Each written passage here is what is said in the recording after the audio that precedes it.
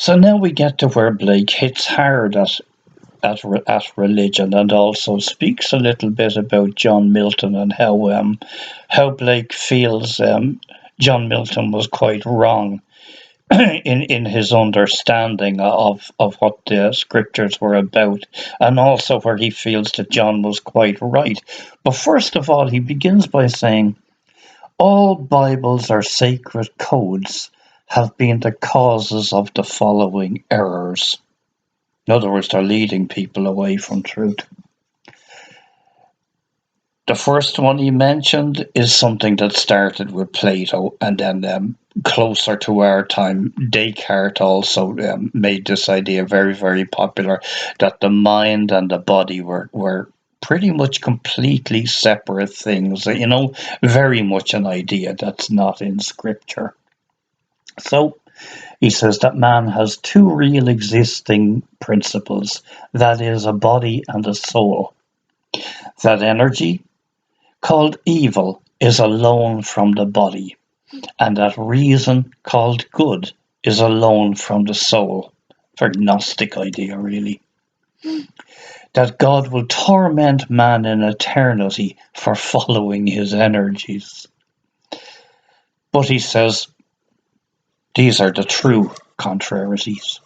Man has no body distinct from his soul, for that called body is a portion of soul, discerned by the five senses, the chief inlets of soul in this age. Never mind in this age. That's the way it is, and that's very much, to my mind, based on the old Hebrew word nephesh. That's what the Jewish word nephesh actually means, that combination of body and soul working together, and you cannot split them. So he says, energy is eternal delight. Well, I guess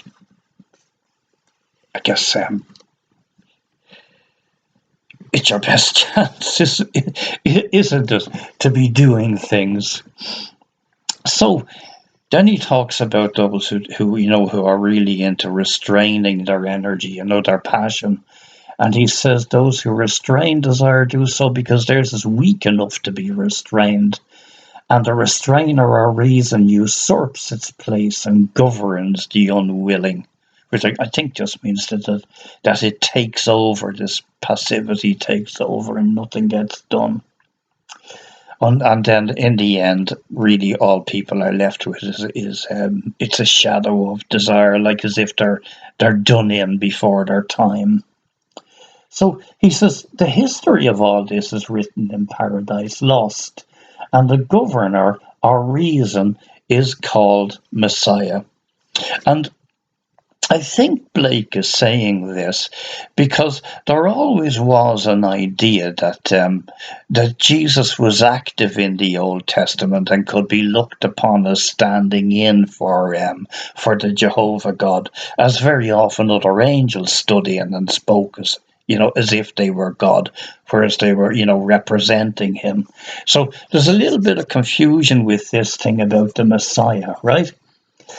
And okay, he says the devil then in scripture is called Satan, and his children are called sin and death.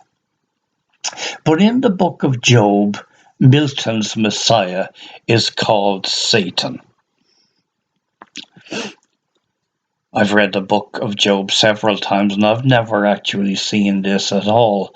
What I think Blake is trying to say is that it must be because the Messiah he's linking to Jehovah, and Jehovah comes across so terribly bad in the book of Job. It's quite unbelievable. So for Blake, he's looked upon as really being a Satan. Okay, so then it seemed then to reason, which you might say would be the Ten Commandments and all that thing, that it had pushed desire out of the picture. But no. But the devil's account is, he says that it was the Messiah that fell, and he formed a heaven out of what he stole from the abyss. In other words, he created this so-called heaven of reason and lack of energy and all that, but he stole it from the abyss, which I think means that he stole it from the world of potential, from chaos, where this supposed area where all things come from, that he stole that and made it his kingdom. And in that way, then you'll see, if you went on with Blake, that this is really what Urizen has done in Blake's mythology. He's done the exact same thing. Okay, so he goes on again to say, to really say that he believes that this biblical, the scriptural Jesus is really Jehovah. Okay. And then he says, in Milton, the idea you get about the Holy Trinity is that the Father is destiny. The Son is a ratio of the five senses, where he means that all the Son wants to do is measure everything, measure righteousness, measure sin, measure justice, measure, instead of talking about real life. So Blake made Jesus a complete, to stand for something completely different in his works. Okay? Then he gives his nod to Milton, where he says that Milton wrote at liberty. He wrote with great freedom when he spoke about the devil and hell, because he was a true poet and of the devil's party, even though he didn't know it. Which is great, Gaskell. Like I've read I've read Paradise Lost, and it is true that that all the bits about Satan and hell are absolutely the wonderful, most lively parts of the whole thing. And when Milton talks about heaven in comparison, it's rather dull to what's going on down below. Okay, so let me see. There's just a little bit more to go now to the Proverbs of Hell, where I'm definitely not going to get into now. I want to finish this if I can, give it to you, and then see if it'll give you perhaps an impetus to go on. Might even give you an impetus to chuck it aside, but that's a risk I'll have to take. So let me see if I can get something for the last bit of it.